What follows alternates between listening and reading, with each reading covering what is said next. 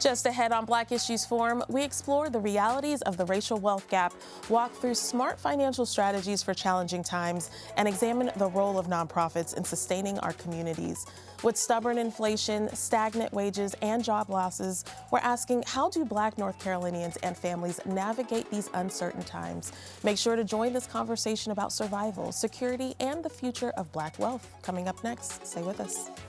Quality public television is made possible through the financial contributions of viewers like you, who invite you to join them in supporting PBS NC.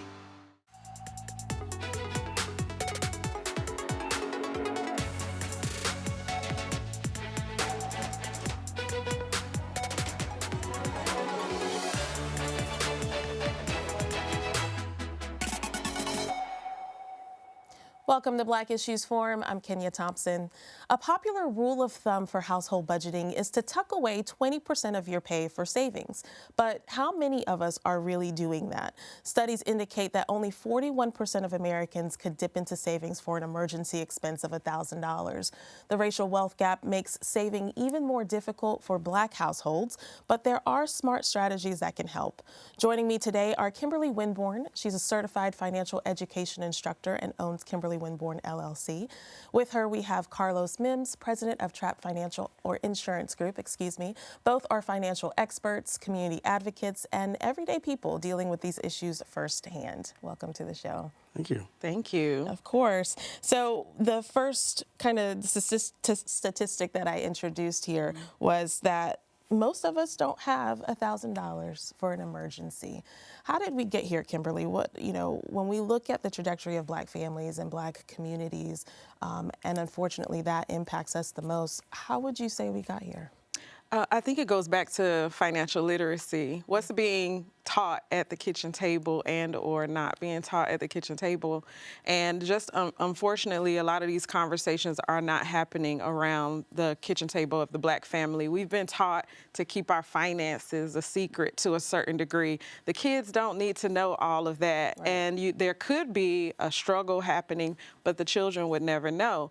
That leads to a lack of knowledge and a lack of information when it comes to those foundational things that we need to do in order to be able to progress well through our lives. And so as a result, and not to blame the mother or the father who's doing their best, the educational system, I know when I was growing up, we didn't learn financial literacy in math class or, any of the other courses. And so just the whole system impacts our education and what we can then therefore give out. So it really means us taking the initiative to learn on our own. And a lot of times we just don't know where to go. Yeah. I tell a lot of my clients today, make sure that your banker is like one of your best friends, because as you're growing, in order to try to achieve financial goals, talking with your banker, a free resource because you're going there anyway, really will help you to achieve that.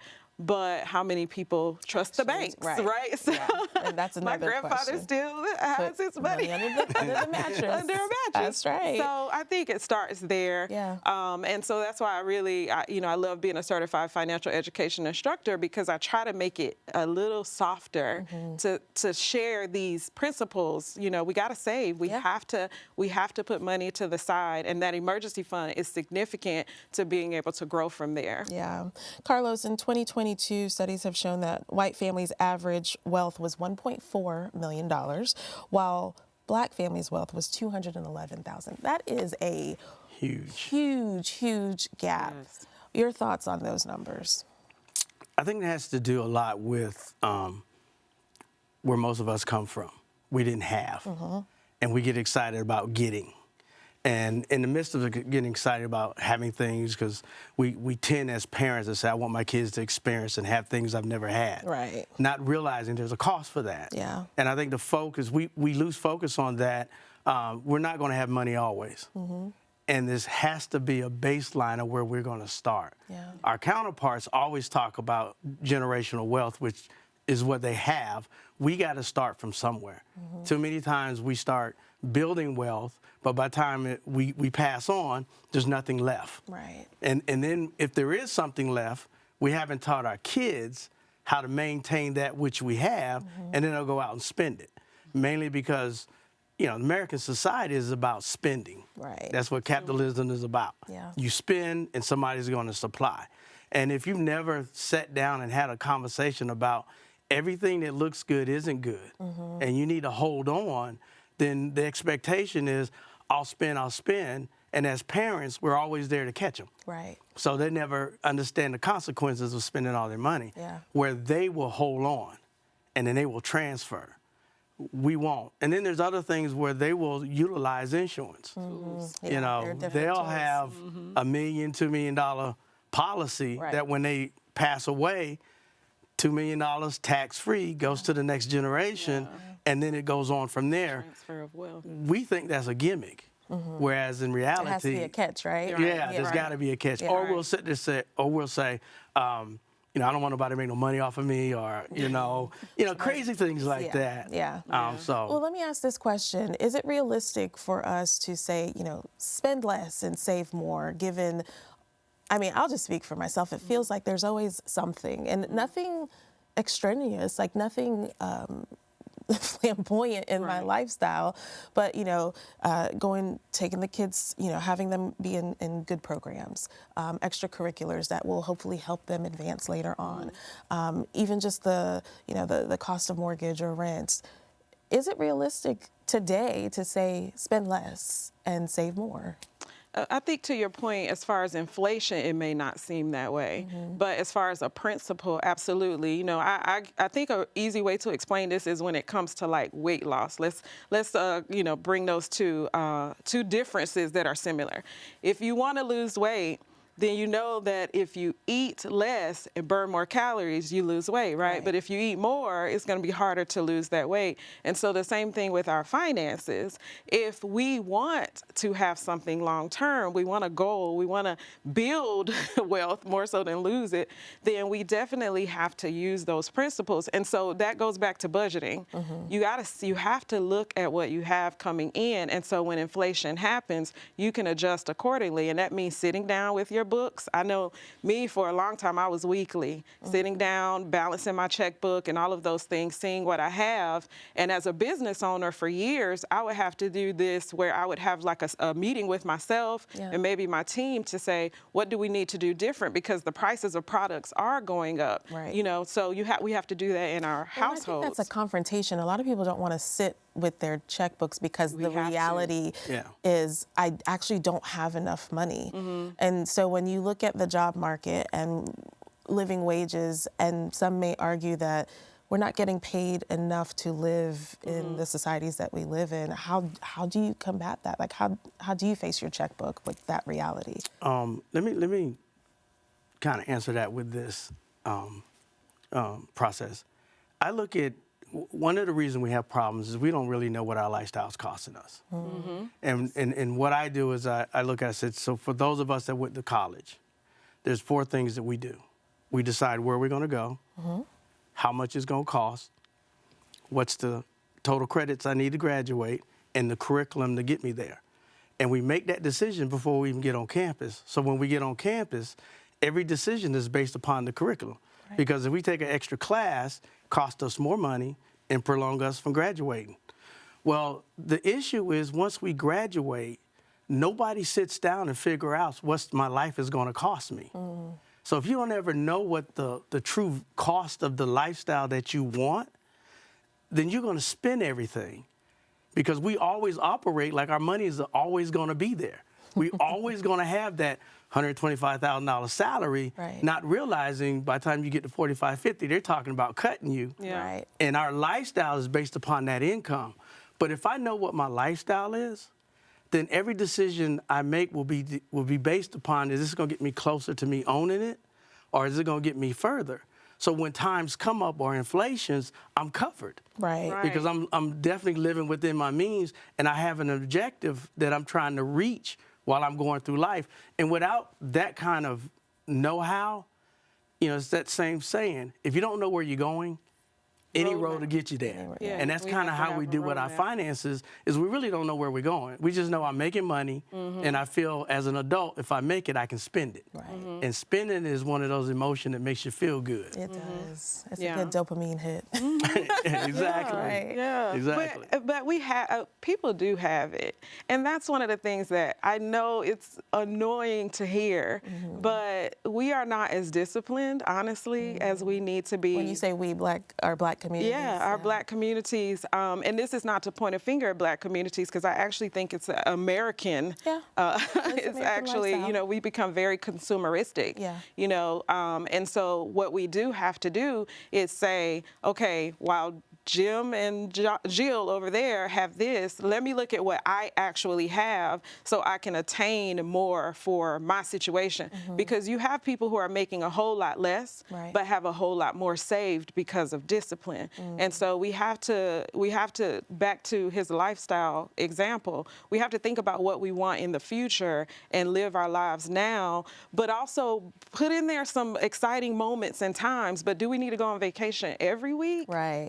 Do we need to get our hair and our nails done, every 2 weeks? If we need to expand it to 4 weeks, it's just things like that, that getting with your budget help you to be able to say, I can have discipline, but I can also have some fun. Yeah, and you bring up a good point, I think, especially for now in the climate today.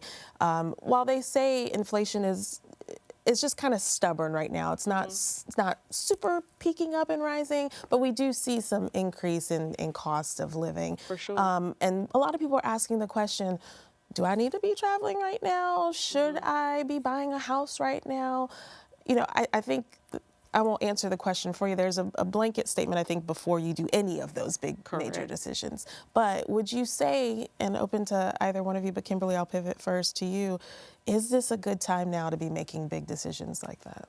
I think absolutely, because especially purchasing a home is a great investment. So we still have to be aware of the major, wonderful investments that actually lead to that generational wealth, legacy, things like that. Now we have to be smart about it. Today, a lot of people are hopping from home to home every 2 years, or even less sometimes. If you're an investor, then of course that's your goal. Then you do that. But if you're not, you really have to begin to look at why am I purchasing this home? What's the long-term plan, et cetera? Traveling, absolutely, but back to the plan, Right. travel, but if you haven't budgeted it, then go somewhere that's, within a great budget, like maybe an hour or two away, go to the beach, try to find something that can fit within your budget. Maybe make a plan to pay on something over the year. I always tell people, have funds for everything. Yeah. Christmas, all the big things, your birthday. My daughter just turned 16. Yeah. She's been talking about this Sweet 16 for 2 years. So I had a fund going for 2 years to be able to make her party big. So that's what we can do we can do a lot of the things that we wish to do, but we have to have a roadmap to get there. So yes. I just think money is not an issue with us. We make money. We do make money. We spend money. Yeah. The issue is we don't understand what money can do for us. We understand it makes us feel good when we purchase stuff, but there's times where I purchase something 2 weeks later, I regret that I purchased it. But we only look in the next 48 hours. Right. We don't ever look at the next 48 years. Yes. Where am I going to be? Because we become short-minded. And I think that, to Kimberly's thought, you got to be able to plan and put into your budget or whatever the things you have. And like when I talk to my clients, your lifestyle is your lifestyle. Right. You decide what you want to do, how you want to do it, and how much of it you want to do, and put that number in so it doesn't become a problem. And we don't do that because, to your point earlier, a calculator does not have a button that says emotion. Right. You either got it or you don't. Yeah. And a lot of times we find out we don't. And we don't want to deal with the reality that I may look successful, but I'm really broke. Yeah. And that's a hard pill to swallow. Yeah, and I think that's what we're seeing on social media, right? Yeah. So let's go to our younger generation that will be making decisions for us later on. And I'm glad to see a lot of younger folks making better financial decisions. I think it's becoming a trend now, right? Yeah. But you also see a lot of folks trying to live up to an image or a status on social media, which is causing that reach for unattainable things. But when you think about someone who's just graduated from college, they may have student loan debt. Yeah. What are the next best steps for them in creating financial stability for over the next several years? Yeah, I definitely recommend that financial advisement counseling that happens on campus, that sort of exit counseling, and they can get that through the loan service provider as well. I always say to parents to teach their children. They begin to teach their children, especially when they're, old enough to begin to understand money. They see you spending it, and that's younger and younger now, because these little kids are trying to swipe mom's and dad's credit card at 3 years old. But as soon as they can really start understanding money, go ahead and start implanting certain seeds then. But definitely coming out of school, get that loan counseling from the financial services, the lenders that they're getting the loans from, college campus resources, but take your child to a banker, back to that. Get with a financial advisor. Hopefully we have them, as adults. Hopefully at some point you have a financial advisor, and if you don't, please get, a financial advisor right away so that you can take your child and have that meeting with them. And for those whose parents didn't, go yourself. You're old enough at 18, you have your own account. You're able to go to a banker and say, I want to learn a little bit more. Go to a financial advisor. There are free resources online now today. Digital technology has advanced to, have so many free opportunities, courses that people can take to build their skills. Go to these bookstores and read. I'm still an advocate of reading. Resources. So just really tap into your resources. Carlos, I want to bring in investments because day trading has been another trendy thing that you see on social media. I tapped into it. It can be very lucrative, but it can also be very dangerous. What are some investment options or opportunities out there for folks that say, I do have a little bit of money and I would like to grow this money a little quicker? First of all, when it comes to investing, you got to look at 10, 15, 20 years down the road. I'm not a big day trader. Because of the possibility of what you can lose. Yes. But when you really talk about investing, you got to think about the stuff you use. The companies that, the Coca-Colas, the paper towel, because those companies are going to be around. As much as we may not like all of what Amazon do, they're going to be around. So when you invest, you put it in companies, one, that's going to be around, and companies that pay dividends. So we always think about buy low, sell high, but then there's companies that pay dividends while you still own the product, own the stock. Those are the ones you want to reach out and figure out who pays dividends. Define dividends for our viewers in case they don't know. Dividends is when a company's making profits and they pay you for being a stockholder of their stock. And there's companies that do that. And you're going to do a little research. But those are the things that you want to get into is who pays me dividends. I've always just thought about buy low, sell high. But then when you get the dividends, you want to keep that thing forever, regardless of whether it's high, because there's companies that's paid dividends for the past 20 years, 40 years. But investments ought to be part of your curriculum.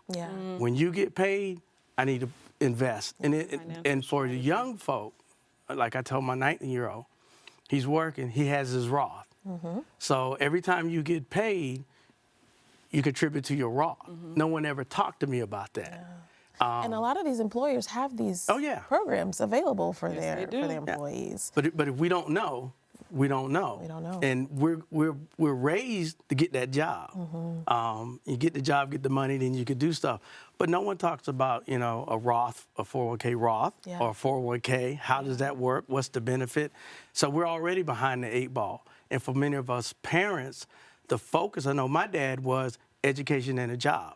That's all he ever wanted to talk about. Education and job. And I got my feelings on education, but that's what I grew up with and to a point where I said, wait a minute, there's got to be more to it than just that. Yeah. Yeah. And then there are also, and I know this isn't selling insurance policy or, investment, advice here, but there are also, you mentioned earlier, insurance policies Yes. that also benefit and pay out. I know like a universal life plan will, if you set it up right, by the time you're 60, 65, right, you Yeah. can probably retire and start paying yourself out. So there are wonderful benefits like that. There are also a lot of organizations that exist in communities, in our communities. Unfortunately, and Kimberly, I know you work a lot with the nonprofit world, and I think it was maybe about a month ago where we saw nonprofits kind of being a little on edge because funding was being taken federally. Yes. And when we look at how nonprofits have sustained the Black community and other communities as well, what threat does that pose if nonprofits aren't funded to help the community? Yeah, and nonprofits are actually that sort of gap, like you just said, with some of the disparities that women, men, everybody's facing. Nonprofits are supporting specific demographics and groups of people that need support that they wouldn't get otherwise. And so now I'll be honest, nonprofits are always trying to figure it out. I mean, yes. They're always trying to figure it out. But specifically, I'm in cohorts and groups with executive nonprofit leaders that are trying to, they're like stressed out. They've been stressed out wondering, because even if they don't get federal funding, they may get local funding that is impacted because the federal funding is funding the local funding. Right. And so, you could have, say, I live in Wake County, you could have a grant that runs through Wake County, but it's federally funded. And so, and then all the different changes with the rules and the, executive orders and all of that, it has been, a conversation that many of us are, caucusing to have about what to do to move forward. And so we can still get private donors. I rally. One of the things that I talked about with a couple of the executive leaders that I've been meeting with in the past year, probably more regularly, is really finding a strategy of telling the story a little greater so that we can get more private funding, private donors, reaching out to foundations. There are foundations that's not necessarily, because those are privately funded, and then they can pour into these organizations. So we have to come together to share this information with one another so that we can understand how we can sustain and be resilient in times like these. Yeah. Carlos, if an individual sees their local organization is no longer there, or they may be there, but they're not quite equipped to help, what other resources are there for folks to turn to for financial guidance?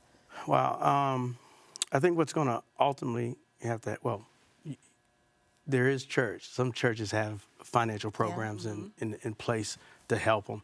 But I do believe there's got to be a time like what we try to do is create events from a for-profit to share with the community, to say, hey, it is not always about the money, but if I can show you how to get it, how to do it, then you can help yourself. So I think for-profits are going to ultimately have to step up and say, hey, I got to help the consumer that's helping me. So it's like a handshake.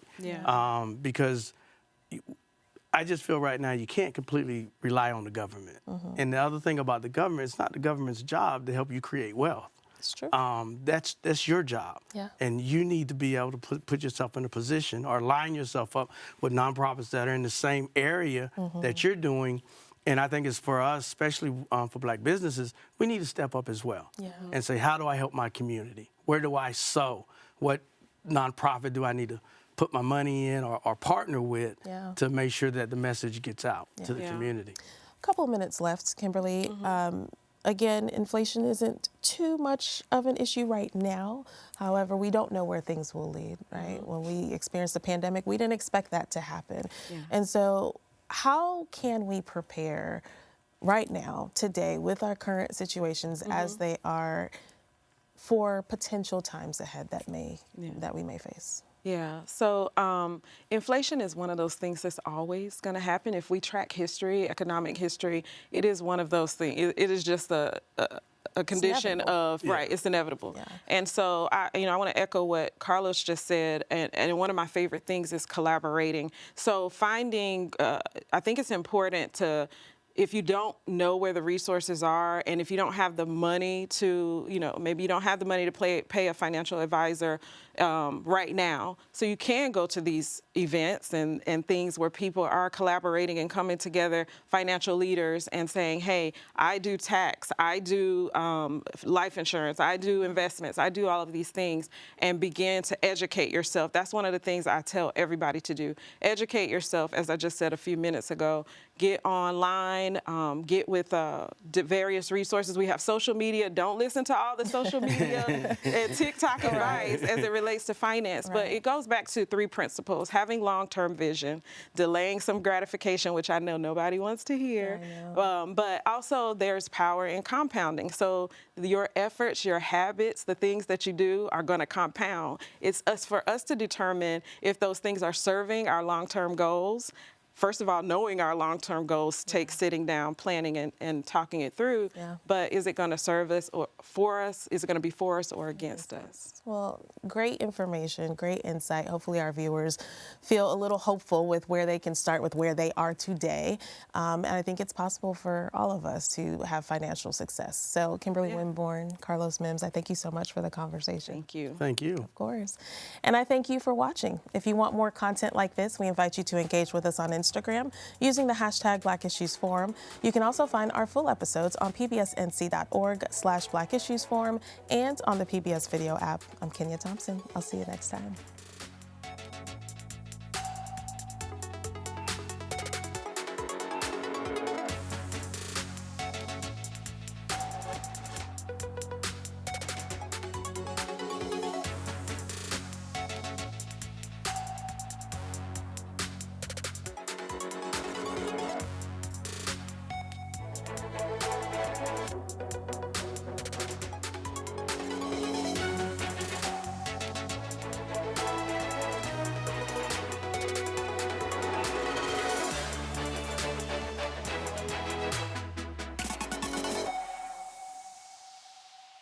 Quality public television is made possible through the financial contributions of viewers like you, who invite you to join them in supporting PBS NC.